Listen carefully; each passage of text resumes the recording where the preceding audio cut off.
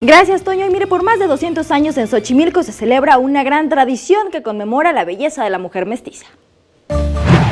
Ya se acerca uno de los eventos más importantes de la alcaldía de Xochimilco, la celebración de la flor más bella del ejido, un certamen que mantiene vivo el legado cultural y tradicional de esta demarcación. El objetivo es resaltar principalmente la belleza de la mujer mestiza.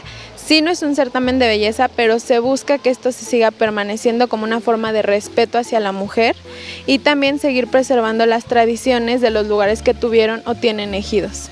Cuando se eligen a las 3 ganadoras, se les da un premio. El primer lugar recibe 50,000 pesos, el segundo lugar 40,000 y el tercer lugar 30,000 pesos. Y pues al momento de ser coronadas como embajadoras culturales, nosotras vamos a realizar esta función durante todo un año, hasta el siguiente certamen y hasta que sean coronadas las siguientes embajadoras culturales. La ganadora de este certamen debe lucir todo un año como una representante digna de la flor más bella del ejido, que difundirá el patrimonio de su demarcación declarado como Patrimonio Cultural de la Humanidad.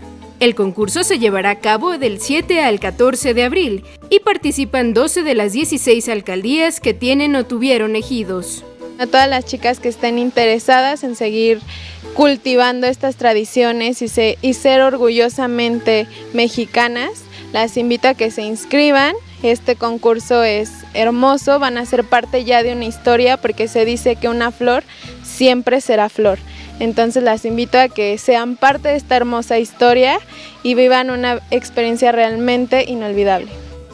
Las inscripciones del concurso estarán abiertas hasta el 1 de marzo y las bases se pueden consultar en la página de la Alcaldía de Xochimilco, www.xochimilco.gov.mx. Una fiesta de tradición que congrega familias, artesanos, productores, artistas, músicos, restauranteros, chinamperos y más. Con imágenes de Jorge Barajas e información de Gloria López, 21 Noticias.